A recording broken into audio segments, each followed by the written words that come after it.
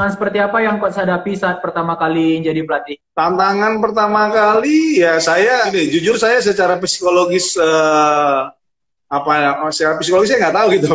Saya dari pemain jump in ke coaching staff artinya saya harus mentwist maksudnya mindset saya gitu. Dulu kan saya di servis gitu kan jadi pemain jadi atlet di servis kita.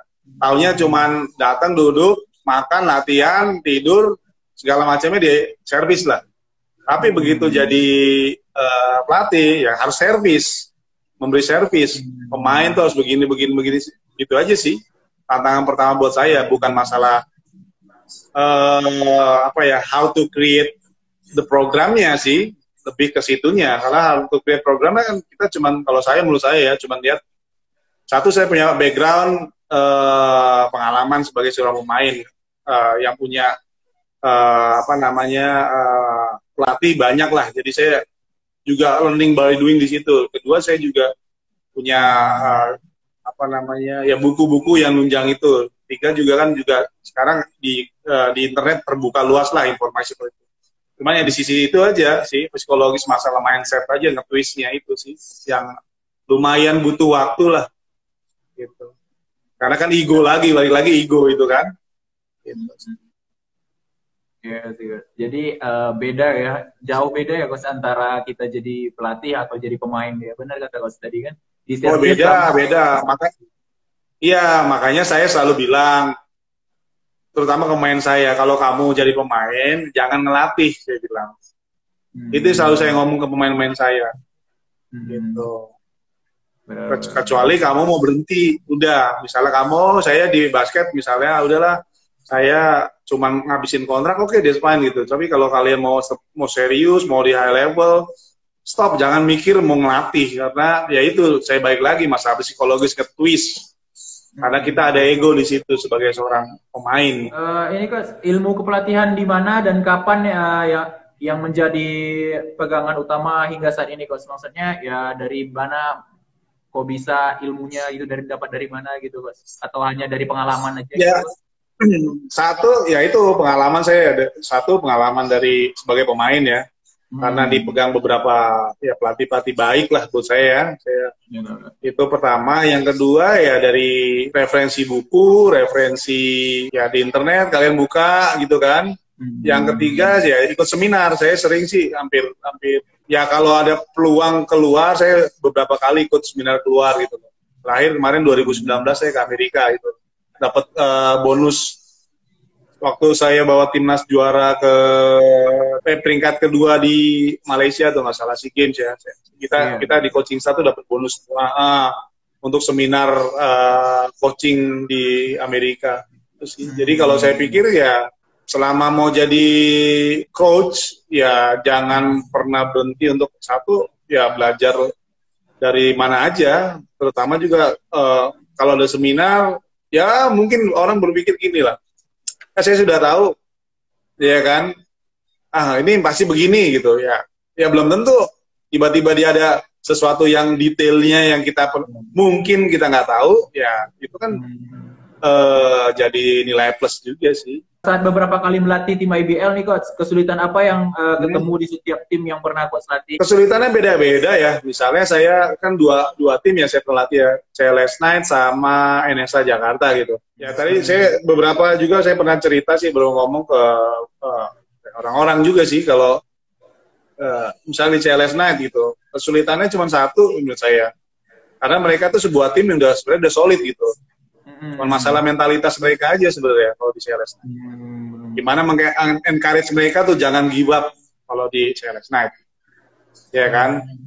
Karena ya boleh dibilang CLS Knight ya tim dengan satu materi, skill, good management ada ya, maksudnya fundingnya baik, good facilities gitu. Jadi ya baik lagi tinggal masalah mentality aja. Terus kalau di NSA saya pikir ya ini yang lumayan challenging sih. Di NSA secara funding oke, pemain talent juga tapi saya lihat mereka punya mentality yang luar biasa gitu. Maksudnya mereka nggak gampang gibap. Nah, dua sisi yang beda nih ya tadi antara CLS Knight dan NSA itu aja sih. buat saya sih. Jadi challenging-nya adalah saya juga harus pintar-pintar untuk create lah, gitu aja. Dengan segala misalnya plus minusnya yang ada. Oke guys, gimana nih prosesnya Coach Wahyu ditunjuk menjadi salah satu salah satu pelatih timnas nih Coach pertama kali? 2017 ya itu. Waktu itu kan karena saya bawa CLS Knight juara gitu kan. Jadi saat itu ada pilihan adalah yang juara biasanya ya, yang juara bawa tim itu. Nah kebetulan waktu itu mau pakai pelatih asing, tetapi dalam perjalanannya kan ya balik lagi masalah dana kan, dananya nggak ada.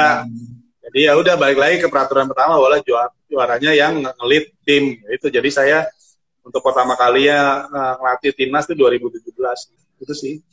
Apa perbedaannya Coach antara melatih timnas sama melatih ya biasa klub di IBL gitu Coach? Beda lah, kalau timnas kan pemain terbaik yang ada di nasional gitu. Jadi mau pemain terbaik yang ada di nasional ya di timnas gitu. Kendalanya apa ya? Kendalanya pasti satu ya ego kan, karena ngerasa semuanya adalah pemain terbaik di timnya gitu. Jadi gimana how we create atmosphere di tim aja. Jadi dari cekat gak ada rencana nih jadi pelatih sampai bawa tim juara terus jadi pelatih timnas, gimana tuh Coach prosesnya katanya?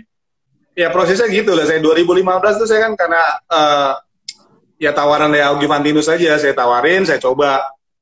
Gitu loh. Sebenarnya intinya sebenarnya turning point-nya di situ 2015 itu saya ya mendapat apa ya istilahnya ya special case lah dari Kamran buat nih saya kasih nih sources kayak gini ya, tolong dibikin lah, saya mau nanti mainnya gini. Oke, gitu loh. Saya coba create ini pemain-pemain. Kok enak ya.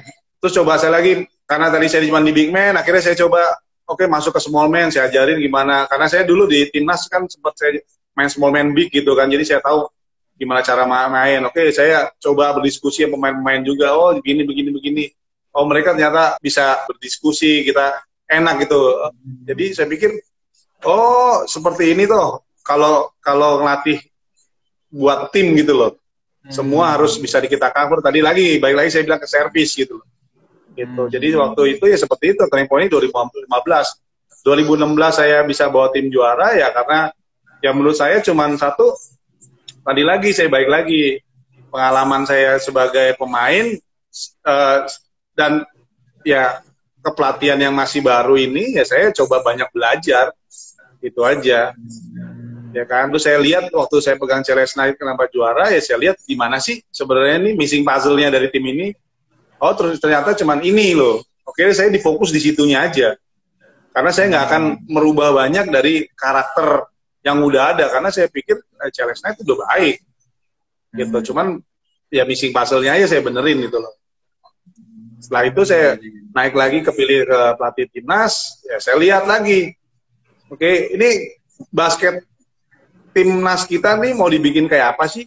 Gitu. Apakah kita mau nyontek gayanya Filipina atau kita mau nyontek gaya begini? Cuman kayak saya balik lagi, apakah sources kita mendukung? Gitu kalau saya gitu, apakah pemain-pemain kita mendukung? Gitu. Jadi saya coba berdiskusi juga dengan para asisten saya waktu itu kan. Jadi saya, saya maunya bikin begini. Gitu. Akhirnya asisten saya bantu buat untuk ngedesain ya. Ngedesain misalnya dari fisik misalnya, karena saya mau kan up tempo. Kenapa? Karena kita pemain kecil-kecil. Ya kan, kita bukan ada pemain Indonesia yang sekarang punya low post move baik gitu loh. Begitu bola masuk ke dalam bisa create something, bisa jadi threat di dalam, nggak ada sekarang pemain. Jadi saya pikir gimana caranya bola ini secepat-cepatnya lewatin garis tengah, gimana cepet-cepetnya bisa ada open shot, kalau bisa fast break kenapa kita nggak pakai fast break. Jadi saya coba seperti itu gitu. Ya cuman kalau masalah nanya kenapa saya asisten ya karena kan saya asisten timnas karena pelatih senior pelatih dari Serbia gitu. Ini selanjutnya Coach untuk sekarang nih untuk saat ini pemain seperti apa sih yang dibutuhkan timnas Coach? Saat ini ya kalau ngomongin saat ini kan kalau dengan metode kayak European style gitu ya. Jadi kalau yang saya lihat itu head coach maunya ya semua pemain punya ngerti porsinya gitu. Misalnya point guard harus bisa sebanyak-banyak mungkin kasih assist misalnya gitu kan. Shooternya harus bisa shooting dengan banyak posisi gitu loh. Dan lebih up tempo gitu karena gara European style gitu. Big man-nya juga bukan big man yang ibaratnya model Shaquille O'Neal ya, terima dilopos minta gitu aja, kayak gitu. Yeah. Big man-nya dia maunya sekarang up and down, mau screen, ya kan, spot, dive gitu loh modelnya. Jadi kalau mungkin misalnya lihat Liga Eropa mainnya kayak gitu, maunya seperti itu. Ini ada pertanyaan lagi Coach dari penonton Randi Septa 24. Saat jadi pemain, pernah nggak mengalami masa sulit dan motivasi seperti apa yang Coach pakai untuk bisa bangkit lagi Coach? Oh, masa sulit pasti ya. Kayak misalnya contoh gini, 2000 berapa ya? Saya 2003 pernah jadi pemain. Saya tes seleksi timnas. Tapi begitu seleksi timnas, ya kan, saya dicoret, di-cut gitu loh, di 2003 gitu, dengan alasan yang menurut saya juga silly apa ya, agak aneh lah menurut saya gitu alasannya kan. Cuman buat saya ini adalah sesuatu hal yang harus saya buktiin kalau mereka salah gitu. Jadi di 2004 saya comeback, saya latihan lebih intens, lebih keras lagi untuk buktiin kalau apa yang sudah mereka putuskan itu ya nggak tepat gitu loh. Akhirnya 2004 saya bisa comeback, bawa Satria Muda juara, terus saya juga jadi MVP di game itu tahun itu juga. Seperti itu sih. Ya sebenarnya baik lagi ke motivasi. Motivasi adalah ngelihat sesuatu itu jangan dari sisi negatifnya aja. Misalnya kayak tadi saya cerita kan, saya dicoret di timnas. Terus dengan alasan yang mungkin nggak bisa kita terima juga di saat itu, ya kan? Jangan itu jadi alasan untuk kita nggak bisa maju. Ya kita harus buktiin, kita fight back. Kalau apa yang sudah mereka lakukan itu, misalnya kan, ya nggak benar, nggak tepat. Tapi dengan caranya gimana? Ya itu bikin satu prestasi yang baik, bukan prestasi yang jelek ya. Itu lagi. Pasti juga orang akan melihat begini. Oh ya, ternyata apa yang sudah dia lakukan ini dia fight back dan hasilnya seperti ini. Itu sih. Berarti suatu kegagalan itu dijadiin motivasi ya, kalau saya jangan down gitu. Iya, jangan cuma lihat dari satu sisinya aja. Biasa kan orang melihat satu sisi. Jadi ya saya boleh bilang ya harus introspeksinya aja, kanan kiri atas bawah gitu loh, depan belakang gitu. Jangan lihat depan terus tapi nggak pernah kita introspeksi ke belakang. Itu sih.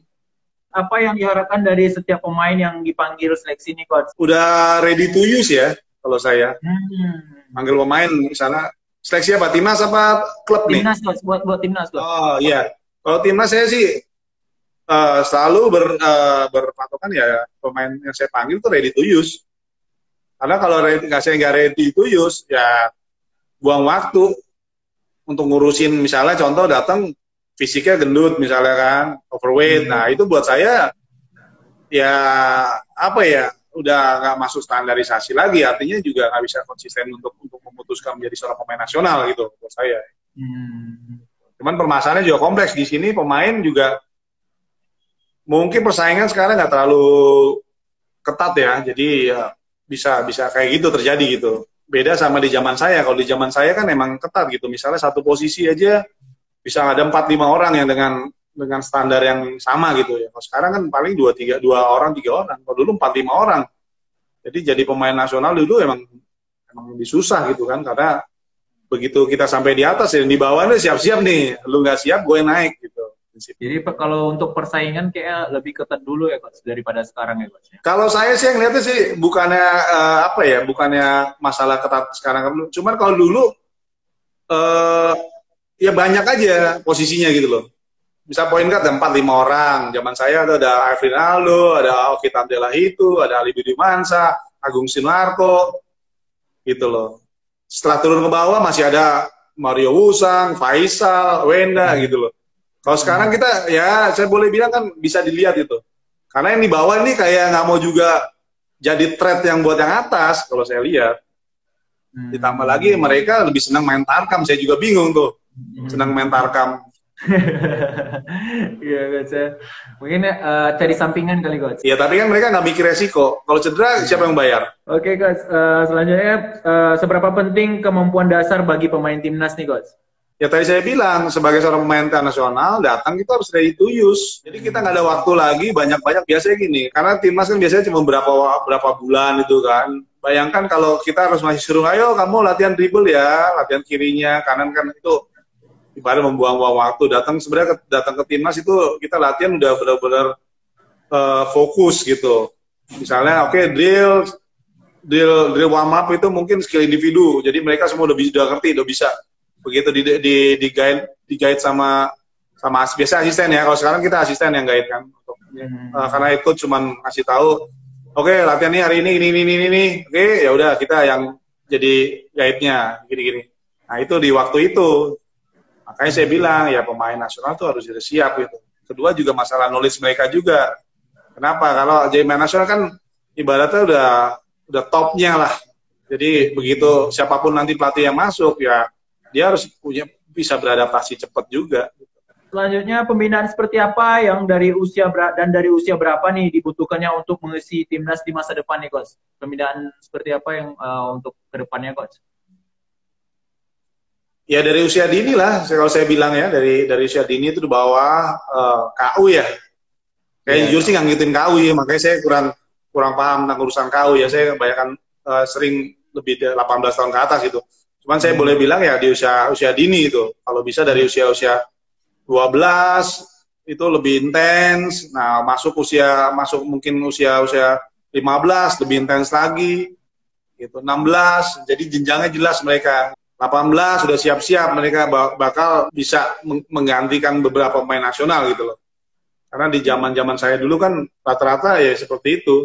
Usia 18 tahun udah masuk timnas. Ada gitu loh. Contohnya Derek, Bos. Yang udah jadi timnas juga. Ya saya nggak tahu ya apakah dia bisa, karena beda lah. Kalau gini, di zaman dulu saya bisa lebih matang, kenapa? Karena saya kompetisinya banyak di zaman dulu ya.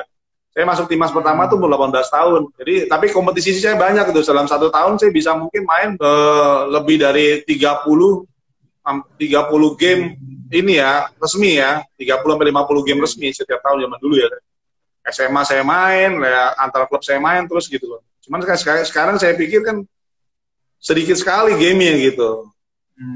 Jadi ya satu-satu cara ya mereka ya selain latihan ya banyakin tanding gitu loh. Saya nggak tahu gimana create-nya kalau di KU ya, karena saya nggak ngikutin KU. Jadi saya nggak ngerti, nggak terlalu paham gitu ya. Mungkin orang-orang yang berkecimpung di KU yang sekarang harus mikirin itu.